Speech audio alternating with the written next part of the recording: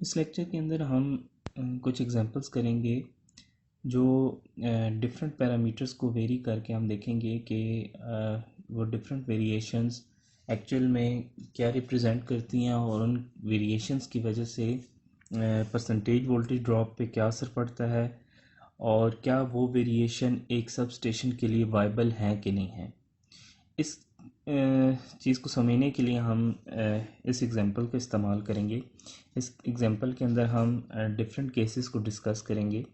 Case 1 के अंदर हम देख सकते हैं कि हम जो प्राइमरी फीडर की लेंथ है उसको डबल कर रहे हैं, जबकि बाकी चीज़ों को हम क्या रख रहे हैं, कांस्टेंट रख रहे हैं। तो पहले हम देख लेते हैं कि परसेंटेज वोल्टेज ड्रॉप का हमने जो बेसिक रिलेशन पढ़ा है वो हमने क्या देखा कि हमारे पास जो परसेंटेज वोल्टेज ड्रॉप होता है ये बेसिकली क्या होता है, K into S into L N. So अब इसमें हमने देखा कि जो एल एन हम अज्यूम कर रहे थे, हमने लोड डेंसिटी अज्यूम की थी कि लोड डेंसिटी हमारे पास यूनिफॉर्मली इंक्रीजिंग है, तो उस वजह से यहाँ जो एल एन था ये हमारे पास 2/3 ऑफ एल एन बन गया था। यानी ये जो एल एन था ये बेसिकली हमने क्या लिखना था कि फीडर की जो जहाँ पे लोड सेंटर बनता है वहाँ तक की लेंथ थी। तो एक्चुअल में ये जो परसेंटेज वोल्टेज ड्रॉप का रिलेशन था ये हमारे पास था के इंटू एस इंटू 2/3 को यहाँ लिख लेते हैं इंटू एल एन। इसके अलावा अब अगर हमने ये जो रिलेशन था ये हमें शो करता था एक फीडर के अलोंग होने वाला परसेंटेज वोल्टेज ड्रॉप। अगर अब हमें एक सब स्टेशन से निकलने वाले सब फीडर्स के अंदर ये परसेंटेज वोल्टेज ड्रॉप निकालना है तो हमें जो एस है वो टोटल एस अज्यूम करना होगा। यहाँ पे ये जो एस है ये क्या शो कर रहा है कि एक फीडर से कितना केवीए डिलीवर हो रहा है। तो अब अगर हमें टोटल जितना एक सब स्टेशन से पावर डिलीवर हो रही है वो निकालनी है तो उसको हमने रिप्रेजेंट किया था टी एस एन से, यहाँ पे एस एन। और टी एस एन बेसिकली क्या था कि जितने भी नंबर ऑफ़ फीडर्स अगर हम अज्यूम करें कि हर फीडर में से इक्वली जो है केवीए लोड ट्रांसफ़र हो रहा है, तो हमने एन इंटू एस एन जो था उसको टी एस एन अज्यूम किया था। सो यहाँ से आप देख सकते हैं कि एस एन की वैल्यू क्या निकलेगी, T S N over N. So हमारे पास जो रिलेशन होगा जब इसमें आप वैल्यूज़ पुट करेंगे तो यही परसेंटेज वोल्टेज ड्रॉप हमारे पास क्या बन जाएगा, 2/3 के एल एन। इस एस एन को हम लिख सकते हैं T S N over N. इसके अलावा हम ये भी देख सकते हैं कि अगर हमारे पास जो एस एन था इसका एक रिलेशन हमने ये भी देखा था कि हमारे पास जो लोड डेंसिटी है और एरिया है अगर हम इन दोनों को मल्टीप्लाई करें तो हमारे पास एस एन था। बेसिकली लोड डेंसिटी हमारे पास था केवीए पर माइल स्क्वायर। ठीक है, तो अब अगर आप इस सारे को पुट करें यहाँ पे तो हमारे पास टी एस एन की वैल्यू क्या निकलेगी, एन इंटू डी इंटू ए। तो हमारे पास एक रिलेशन और ये भी हो सकता है कि percentage voltage drop is equal to 2/3 into के into L N into N into D A over N. तो यहाँ पे ये मैं एन कैंसिल आउट नहीं कर रहा क्योंकि यहाँ पे ये जो एन इंटू डी ए है ये एक टर्म को रिप्रेजेंट कर रहे हैं जो कि है टी एस एन, यानी जितना टोटल एक सब स्टेशन से के वी ए डिलीवर हो रहा है। सो अब हम जो भी केसेस डिस्कस करेंगे हम इन परसेंटेज वोल्टेज ड्रॉप के जो रिलेशंस हैं इनका इस्तेमाल करेंगे। जैसे कि पहला केस है, इसके अंदर हम क्या करें कि हम फीडर की लेंथ को डबल कर रहे हैं और हम बाकी सारी चीज़ों को कांस्टेंट रख रहे हैं। तो बाकी चीज़ों को में कांस्टेंट क्या है कि हम यहाँ पे के कांस्टेंट रख रहे हैं। ठीक है, इसके अलावा हम यहाँ पे जितनी पावर डिलीवर हो रही है उसको पहले कांस्टेंट रख रहे हैं। हम फीडर की लेंथ को चेंज करने के बाद देखेंगे कि इस चीज़ पे क्या असर पड़ता है। तो अब अगर हम फीडर की लेंथ को चेंज करते हैं, यानी यहाँ पे हमारे फीडर की लेंथ को डबल करने का मतलब ये है कि अगर आपके पास, ये हमें क्या रिप्रेजेंट करता है कि अगर हमारे पास किसी वजह से जहाँ पे आप सब स्टेशन लगा रहे हैं और सब स्टेशन जिस एरिया को एक पावर प्रोवाइड कर रहा है, अगर उसमें एक्सटेंशन होती है यानी वहाँ पे लोड डिमांड बढ़ जाती है, तो उस केस में आपको जो है फीडर की लेंथ क्या होती है, बढ़ानी पड़ती है, ताकि आपको जो है वो सर्विस रिक्वायरमेंट्स को आप मीट कर सको। तो यहाँ पे अगर आप फीडर की लेंथ को डबल करते हैं, तो इसका मतलब ये होगा कि सबसे पहले यहाँ पे जो फीडर की लेंथ है इसको आपने 2 टाइम्स ज़्यादा किया। अब अगर आप फीडर की लेंथ को 2 टाइम ज़्यादा करते हैं, तो इससे सबसे पहले कौन सी चीज़ इफ़ेक्ट होगी? पहले हम वो चीज़ें डिटरमिन कर लेते हैं जिनके ऊपर कोई ना कोई इस चीज़ का इफ़ेक्ट आएगा, और फिर जो चीज़ें चेंज नहीं होंगी उनको हम लिख लेंगे। तो अगर आप लेंथ को चेंज करते हैं, तो हम देख चुके हैं कि एरिया जो होता है उसके अंदर लेंथ की स्केयर की टर्म आती है। तो इसका मतलब ये हुआ कि अगर आपने फीडर की लेंथ को डबल किया है, तो जो एरिया होगा ये 4 टाइम्स हो जाएगा, क्योंकि यहाँ पे अगर आप डबल करते हो तो यहाँ एरिया के अंदर जो टर्म होगी वो 4 टाइम्स क्या हो जाएगी, ज़्यादा हो जाएगी। अब अगर आपके पास एरिया 4 टाइम्स ज़्यादा होता है, तो हम देख चुके हैं कि जो ये हमारा रिलेशन है ये वाला, ठीक है, इसके अंदर आप देखें कि अगर आप एरिया को 4 टाइम्स ज़्यादा करते हो, तो इससे आपका एस एन भी क्या होगा, 4 टाइम्स क्या हो जाएगा, ज़्यादा हो जाएगा, और टी एस एन भी इस लिहाज से हमारे पास क्या हो जाएगा, 4 टाइम्स ज़्यादा हो जाएगा। तो इसका मतलब ये है कि एरिया अगर आपने 4 टाइम्स ज़्यादा किया, तो एक फीडर से जो पावर डिलीवर हो रही होगी वो भी 4 टाइम्स क्या हो जाएगी, बढ़ेगी, ठीक है। और जो टोटल टी एस एन होगा वो भी 4 टाइम्स क्या हो जाएगा, बढ़ जाएगा, क्योंकि हर फीडर में से 4 टाइम्स आपके पास क्या हो रही होगी, पावर ज़्यादा हो रही होगी। इसके अलावा अब हम अगर परसेंटेज वोल्टेज ड्रॉप का रिलेशन देखें, तो आप इन दोनों में से कोई भी फार्मूला देख सकते हैं। तो अब हम अगर इसमें वैल्यू पुट करें, तो क्योंकि हमने इसको डबल किया है तो 1 2 यहाँ पे आ जाएगा, ठीक है। और हमने क्या देखा कि आपका टी एस एन क्या हो गया है, 4 टाइम्स ज़्यादा हुआ है, तो 4 यहाँ पे आ जाएगा। तो अब ये जब 4 और 8 मल्टीप्लाई होंगे, तो आपके पास इस रिलेशन के अंदर हम देख सकते हैं कि अगर ये हमारे पास इनिशियल वैल्यू है, ठीक है, इसको हम VD1 कहते हैं, तो जो VD न्यू होगा या VD2 होगा, परसेंटेज वोल्टेज ऑफ VD2 जो होगा, वो 8 टाइम्स ऑफ VD1 हो रहा है यहाँ पे। यानी अगर आप यहाँ पे जो एल एन एस की जगह 2 LN पुट करें और TSN की जगह 4 TSN पुट करें, तो आपके पास जो नया परसेंटेज वोल्टेज ड्रॉप निकलेगा वो पुराने परसेंटेज वोल्टेज ड्रॉप के 8 टाइम्स क्या होगा, ज़्यादा होगा। तो इससे हम ये कह सकते हैं कि हमारे पास जो परसेंटेज वोल्टेज ड्रॉप है वो 8 टाइम्स क्या हो गया, बढ़ गया। यहाँ पे जो एरोज हैं इनको मैं, अगर एरो अपवर्ड लगा है तो ये इंक्रीज़ को शो करता है, और अगर डाउनवर्ड लगा है तो ये डिक्रीज़ को शो करेगा। अब हमने ये तो वो फैक्टर्स थे जो आपके फीडर की लेंथ को चेंज करने से अफेक्ट हो रहे थे। तो अब हम देखते हैं कि आया हम इन पैरामीटर्स में कोई चेंज आता है। देखें के जो था ये हमारे पास किन किन पैरामीटर्स पे डिपेंड करता था। के हमारे पास डिपेंड करता था कंडक्टर की स्पेसिंग और साइजिंग। तो बेसिकली हम कंडक्टर का ना तो डायामीटर चेंज कर रहे हैं और ना ही, क्योंकि हमारा जो एक फीडर होता है वो बेसिकली 3 वायर या 4 वायर होता है, यानी क्योंकि 3 फेज सर्किट होता है, तो अगर वो वाई में आप यूज़ कर रहे हैं तो ऑफ कोर्स वो 4 वायर होगा जिसमें 3 फेज होंगे और एक न्यूट्रल होगा। और अगर आप डेल्टा से, यानी जो ट्रांसफार्मर आपके सब स्टेशन में लगा है, अगर वो डेल्टा कनेक्शन में है तो आपके पास 3 वायर्स निकल रही होंगी। तो आप दोनों चीज़ें नहीं चेंज करेंगे, ना तो आप कंडक्टर्स की स्पेसिंग चेंज कर रहे हो, ना ही कंडक्टर का साइज़ चेंज कर रहे हो। इसके अलावा आप पावर फैक्टर भी नहीं चेंज हो रहा, क्योंकि लेंथ चेंज होने का तलक लोड से नहीं होगा। लेंथ तो आप फीडर की वायर की लेंथ चेंज कर रहे हो। तो अगर आप लोड नहीं चेंज कर रहे, इसका मतलब पावर फैक्टर भी नहीं चेंज होगा, और जो वोल्टेज की बेस वैल्यू वो भी नहीं चेंज कर रहे। तो इसका मतलब ये है कि के पे कोई ऐसा इफेक्ट नहीं आएगा, तो के जो होगा वो चेंज नहीं होगा, ये क्रॉस 1 ही रहेगा, या आपके पास नो चेंज आप लिख सकते हैं। इसी तरह वोल्टेज भी आप नहीं चेंज कर रहे तो ये भी क्रॉस 1 होगा। यहाँ पे एन जो है ये बेसिकली स्मॉल एन है जो कि नंबर ऑफ फीडर्स को शो करता है। तो आप नंबर ऑफ फीडर्स भी नहीं चेंज कर रहे तो ये पैरामीटर भी आपके पास चेंज नहीं होगा। और लोड डेंसिटी हमारे पास किस पे डिपेंड करती थी? लोड डेंसिटी डिपेंड करती थी केवीए पर माइल स्क्वायर, यानी आपका केवीए पर एरिया। तो ना तो आपने ओवरऑल जो सर्विस एरिया है आपने वो भी नहीं चेंज किया, सॉरी, सर्विस एरिया आप जैसे देखें कि अगर आप 4 टाइम्स बढ़ा रहे हो तो टी एस जो एस है ना वो भी क्या हो रहा है, 4 टाइम्स बढ़ रहा है, तो आपका जो टोटल डी है वो एक्चुअल में कांस्टेंट ही रह रहा होगा। तो ये डी क्या रहेगा, 1।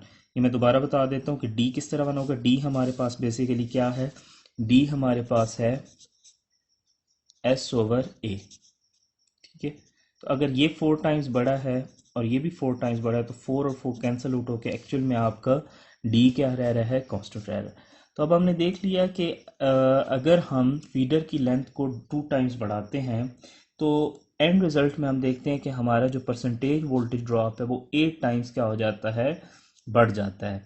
तो ये मोस्ट प्रोबेबली एक सब स्टेशन के लिए की एक्सटेंशन के लिए वाइबल सोल्यूशन नहीं होगा कि आप फीडर की लेंथ को बढ़ाओ, उससे आपका वोल्टेज ड्रॉप 8 टाइम्स बढ़ जाएगा। और अगर आपका ये वोल्टेज ड्रॉप जितना आपकी मैक्सिमम थ्रेशोल्ड आपने रखी होती है परसेंटेज वोल्टेज ड्रॉप की, अगर उसको वायलेट कर देता है तो फिर ये सोल्यूशन हमारे पास वायबल नहीं होगा। दूसरे केस में हम देखते हैं कि अब अगर हम लोड डेंसिटी को डबल कर दें तो लोड डेंसिटी को डबल करने का मतलब ये होगा कि हमारे पास जो D है ये 2 टाइम्स क्या होगा, हम बढ़ा रहे होंगे। लोड डेंसिटी को डबल करने का ये मतलब है। और लोड डेंसिटी का डबल करने का मतलब ये है कि जो लोड की ग्रोथ है वो आपके पास बढ़ गई है। यानी ये जो भी पैरामीटर हमारे पास परसेंटेज वोल्टेज ड्रॉप के रिलेशन में आ रहा है ये एक्चुअल में किसी एक फिजिकल चीज़ को रिप्रेजेंट कर रहा होगा। तो लोड डेंसिटी को डबल करने का मतलब ये है कि लोड आपके पास बढ़ गया है, ठीक है। लोड बढ़ने की वजह से एक सर्टेन एरिया के अंदर अगर पहले लोड सपोज करें कि 10 kVA था और अब उतने ही एरिया के अंदर वो 20 kVA हो गया है, तो अब आपकी लोड डेंसिटी क्या हो जाएगी, 2 टाइम्स ज़्यादा हो जाएगी पहले की लोड डेंसिटी से। तो अब लोड डेंसिटी का हमने जो पहले रिलेशन देखा है उसमें हमने क्या देखा था, D is equal to S/A। तो अब अगर आप कहते हैं कि D 2 टाइम्स बड़ा है तो D 2 टाइम्स तभी बढ़ सकता है अगर आपके पास ये जो S/A की रेशियो है ये 2 टाइम्स क्या हो, बढ़ रही है। अगर ये 2 टाइम्स बढ़ रहा है तो ये 2 यहाँ पे तभी आ सकता है अगर ये जो रेशियो है ये आपके पास 2 टाइम्स बढ़ रही है। तो इस केस में हम अज्यूम करते हैं कि हम एरिया अगर चेंज नहीं कर रहे तो हमारे पास यहाँ पे 2 तभी आ सकता है अगर हमारे पास S क्या है, 2 टाइम्स बढ़ गया। तो इसका मतलब है S हमारे पास 2 टाइम्स इंक्रीज हो गया। और इसके 2 टाइम इंक्रीज होने की वजह से हमारा जो TSN है यहाँ पे, अच्छा एरिया को मैं यहाँ पे क्रॉस 1 कर देता हूँ जिससे ये रिप्रेजेंट होगा कि एरिया हम चेंज नहीं कर रहे। सो अब अगर आपने SN 2 टाइम्स बढ़ा दिया तो TSN हमारे पास 2 टाइम्स बढ़ जाएगा, क्योंकि हमारे पास TSN जो है ये बेसिकली D इंटू A है। और आपने A कांस्टेंट रखा है, D 2 टाइम्स बढ़ाया है, तो हमारे पास जो TSN है ये भी 2 टाइम्स क्या हो जाएगा, बढ़ जाएगा। अब परसेंटेज वोल्टेज ड्रॉप का जो रिलेशन हम पहले देख चुके हैं यहाँ पे, जिसके अंदर हमारे पास लोड डेंसिटी आ रही थी, ठीक है, या आप इस रिलेशन को ही देख सकते हैं। तो इसमें आप देखें कि नंबर ऑफ़ फीडर्स भी आपने नहीं चेंज किए, के भी नहीं चेंज करे, फीडर की लेंथ भी नहीं चेंज करे, और सिर्फ ये चेंज करें और इसके चेंज से ये चेंज जो है वो 2 टाइम्स आप ज़्यादा कर रहे हो, ठीक है। ये हमारे पास 2 टाइम्स हुआ है, तो इससे हमारे पास जो परसेंटेज वोल्टेज ड्रॉप होगा वो भी 2 टाइम्स बढ़ेगा। यानी आप अगर सारी वैल्यूज़ पुट करें, एक फार्मूला ये है और जो नया बनेगा नया वोल्टेज ड्रॉप उसमें 2/3 भी वैसे रहेगा, के भी वही रहेगा, LN भी वही रहेगा, लेकिन TSN अब हमारे पास एक्चुअल में क्या हो जाएगा, 2 TSN। तो जब आप 2 वो कॉमन लेंगे तो आपके पास जो नया परसेंटेज वोल्टेज ड्रॉप होगा वो 2 into previous percentage voltage drop हो जाएगा। इसका मतलब है कि हमारे पास जो परसेंटेज वोल्टेज ड्रॉप है ये 2 टाइम्स क्या हो जाएगा, बढ़ जाएगा। अब बाकी चीज़ें हम देख सकते हैं कि हमने नंबर ऑफ़ फीडर्स को भी चेंज नहीं किया, तो ये भी क्रॉस 1 आप कर सकते हैं या आप लिख सकते हैं कि चेंज नहीं हुआ।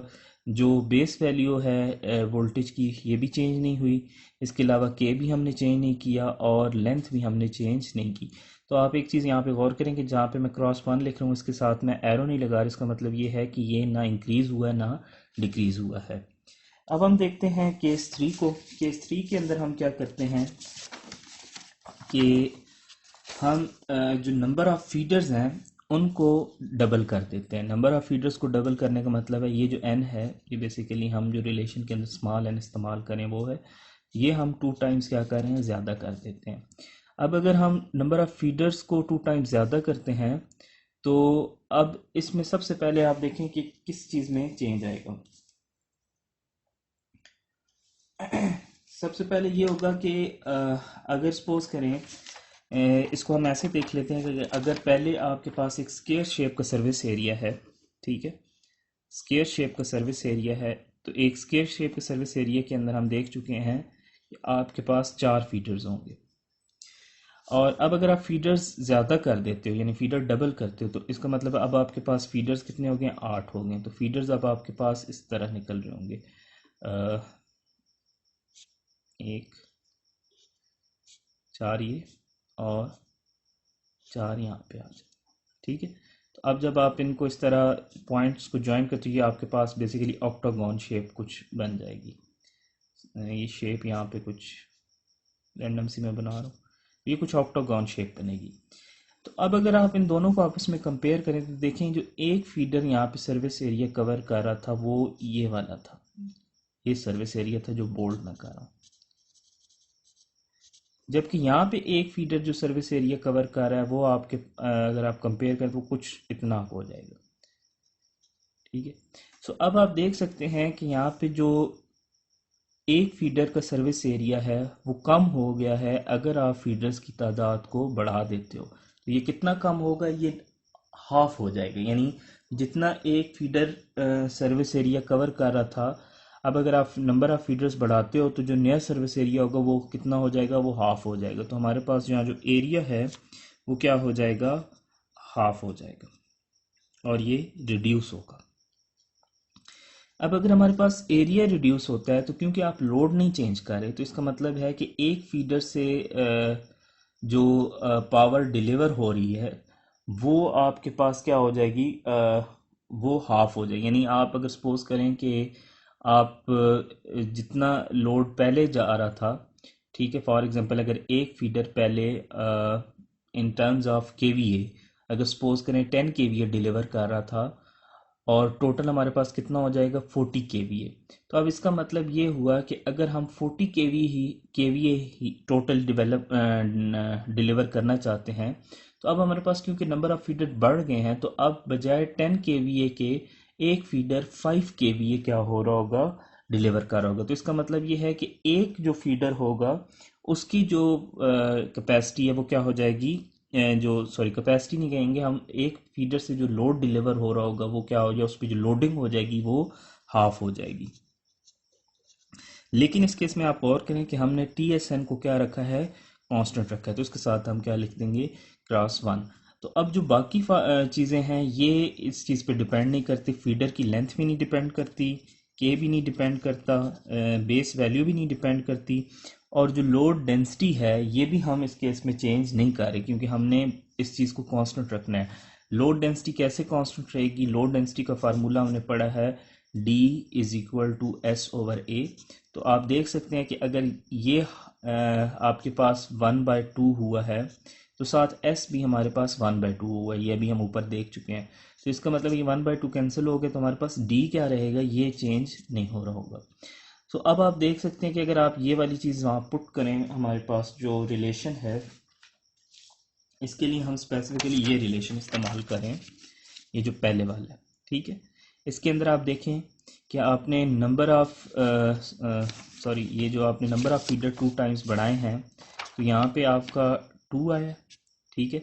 और टी एस एन हमारा क्या हुआ है, हमारे पास सॉरी टी एस एन हमारा चेंज ऐसा नहीं हुआ। तो अब अगर बाकी आप देखें पैरामीटर्स नहीं चेंज हो रहे तो ओवरऑल जब आप यानी पहले एक परसेंटेज ड्रॉप का फार्मूला इस 2 के बगैर रखें और एक फार्मूला आप 2 लिखें और इस ये 2 जब आप यहाँ पे डिनोमिनेटर में कॉमन लेंगे तो आपके पास रिलेशन कुछ यहाँ पे ऐसे बन जाएगा। यानी आपने पहला रिलेशन लिखा है percentage voltage drop VD1 is equal to 2/3 into के इंटू एल एन TSN/N। अब यहाँ पे आप लिखें परसेंटेज वोल्टेज ड्रॉप 2 जो है वो 2/3 KLN TSN/2N। तो अब इस सारे में से आप 2 कॉमन लें, सॉरी 1/2 कॉमन लें, तो ये जो बाकी चीज़ बच जाएगी ये हमारे पास percentage drop voltage drop of 1 show कर है। तो हमने क्या देखा कि आपके पास जो नया परसेंटेज वोल्टेज ड्रॉप है ये पहले वाले परसेंटेज वोल्टेज ड्रॉप से हाफ हो गया है। तो यहाँ पे हम कह सकते हैं कि ये जो आपका 1 पर नया जो परसेंटेज वोल्टेज ड्रॉप होगा ये रिड्यूस होके कितना हो जाएगा, हाफ हो जाएगा। अच्छा, यहाँ पे एक और चीज़ कि ये जो VDN है ये हमारे पास क्या रिप्रेजेंट कर रहा है। अगर आप सपोज करें एक फीडर का देख रहे हो तो यहाँ पे क्योंकि आप TSN इस्तेमाल कर रहे हो तो टोटल भी इसी तरह से ही एवेलुएट होगा, क्योंकि यहाँ पे नीचे आप n डिवाइड करो, जब आप इसको सॉल्व करोगे तो एक्चुअल में ये एक ही फीडर का निकलेगा। तो हमने 3 केसेस देख लिए। मैं इन केसेस को सरसी से दोबारा रिपीट कर देता हूँ कि हमने देखा पहले केस में कि अगर आप फीडर की लेंथ इंक्रीज़ करते हो तो उससे परसेंटेज वोल्टेज ड्रॉप इंक्रीज़ होता है। तो अगर आपका परसेंटेज वोल्टेज ड्रॉप जो इंक्रीज़ हो रहा है ये जो थ्रेशोल्ड है उसको वायलेट कर रहा है, तो आप ये अप्रोच नहीं इस्तेमाल करोगे। दूसरे केस के अंदर हमने देखा कि अगर हम लोड डेंसिटी को चेंज करते हैं, लोड डेंसिटी बढ़ाते हैं, तो उससे भी परसेंटेज वोल्टेज ड्रॉप हमारा बढ़ रहा है, लेकिन ये percentage voltage drop as compare to जो आपने फीडर की लेंथ को बढ़ाया था उसके मुकाबले में ये कम है। फिर तीसरा केस हमने देखा कि अगर हम फीडर्स की तादाद को बढ़ा देते हैं, तो फीडर्स की तादाद को बढ़ाने से हमारे पास क्या है, परसेंटेज वोल्टेज ड्रॉप हमारा रिड्यूस हो जाता है। तो ये अप्रोच सबसे वाइबल है, क्योंकि इसके अंदर हम देख रहे हैं कि हमारा परसेंटेज वोल्टेज ड्रॉप क्या है, कम हो रहा है। अच्छा, ये जो पहले 2 केसेस हैं ये भी वाइबल हो सकते हैं अगर हमारे पास ये चेंज लाने से अगर percentage voltage drop with in threshold रह रहा है तो ये केसेस भी वाइबल हैं। लेकिन क्योंकि हम यहाँ देख रहे हैं इंक्रीज़ कर रहा है तो ऑफ कोर्स जो ये सिचुएशन होगी ये हमारे पास जो परसेंटेज वोल्टेज ड्रॉप की जो लिमिट है उसकी वायलेशन के चांसेस हमारे पास ज़्यादा होंगे। नेक्स्ट केस में हम देखते हैं कि अगर हम कंडक्टर साइज़ को डबल कर देते हैं। अब कंडक्टर साइज़ जब आप डबल करते हैं तो कंडक्टर साइज़ का मतलब है कि आप कंडक्टर का डायमीटर बढ़ा देते हैं, या इन अदर वर्ड्स जो कंडक्टर के दरमियान में स्पेसिंग है उसको अगर आप सपोज करें चेंज करते हैं। तो अब अगर आप कंडक्टर के डायमीटर को चेंज करते हैं तो ऑफ कोर्स इसका डायरेक्टली इफेक्ट आएगा के के ऊपर, क्योंकि जो के होगा ये हमारे पास क्या है, इसके ऊपर डिपेंड करता है आपके जो कंडक्टर का साइज़ है। तो के का जो रिलेशन हम देख चुके हैं उसमें हमने देखा था कि के हमारे पास कुछ इस तरह से होता था, R cos theta plus X sine theta into 1/3 into 1000 और divided by BR into BB, और अगर आप ये परसेंटेज में लेते थे तो यहाँ पे 100 भी आता था। तो अब अगर हम कंडक्टर साइज़ को डबल करें तो इसका मतलब ये है कि हम कंडक्टर के एरिया को डबल करें, और कंडक्टर का एरिया डबल करने से ऑफ कोर्स जो रेजिस्टेंस है वो हाफ हो जाएगी, क्योंकि हमारे पास जो रेजिस्टेंस होती है R = ρL/A। अगर आप एरिया डबल करते हो तो यहाँ पे जो हमारे पास रेजिस्टेंस होगी ये हमारे पास हाफ हो जाएगी।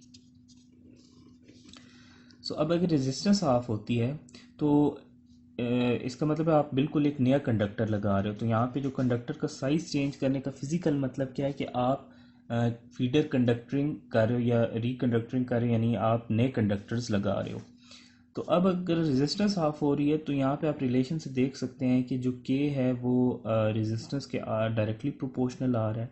ठीक है, अगर हम अज्यूम करते हैं कि सिर्फ ये टर्म अगर मौजूद है सिंप्लीफिकेशन के लिए तो के ऑलमोस्ट क्या हो जाएगा, हाफ हो जाएगा।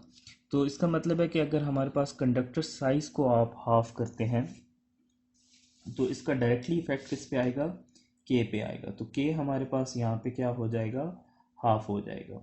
सो के अगर हमारे पास कम हो रहा है, हाफ होने का मतलब ये 1/2 टाइम्स ये रिड्यूस हो गया है, तो अब डायरेक्टली हम जो परसेंटेज वोल्टेज ड्रॉप का जो हमने रिलेशन देखा है यहाँ पे अगर आप पुट करें, बाकी चीज़ें हम क्या रख रहे हैं, कांस्टेंट रख रहे हैं, तो हम देख सकते हैं कि जो हमारे पास परसेंटेज वोल्टेज ड्रॉप है ये भी हमारे पास क्या हो जाएगा, 1/2 टाइम्स कम हो जाएगा। बाकी चीज़ें हम देख सकते हैं कि हम चेंज नहीं कर रहे, तो इनको हम सिर्फ क्रॉस 1 लिख देते हैं।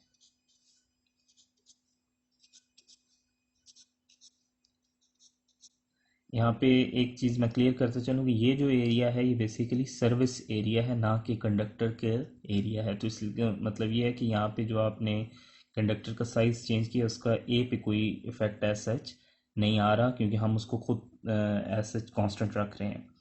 सो हमने देखा कि अगर हम के यानी कंडक्टर्स चेंज कर देते हैं, कंडक्टर का साइज़ बढ़ाते हैं, तो उससे हमारे पास जो परसेंटेज वोल्टेज ड्रॉप है वो कम हो रहा है। तो इसका मतलब है ये जो अप्रोच होगी ये बेनिफिशियल होगी अगर हम परसेंटेज वोल्टेज ड्रॉप को कम करना चाह रहे हैं।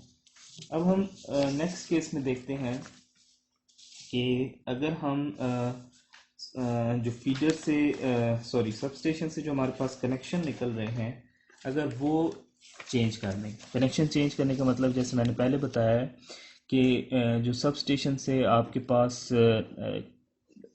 फीडर निकल रहे होंगे वो किसी न किसी ट्रांसफार्मर के सेकेंडरी के साथ कनेक्टेड होंगे। तो अगर आपके पास ट्रांसफार्मर की सेकेंडरी है डेल्टा के अंदर, तो उसको अगर आप चेंज कर दें वाई में, तो इसका मतलब ये होगा कि हमारे पास जो वोल्टेज होगी वो क्या हो जाएगी, चेंज हो जाएगी। क्यों?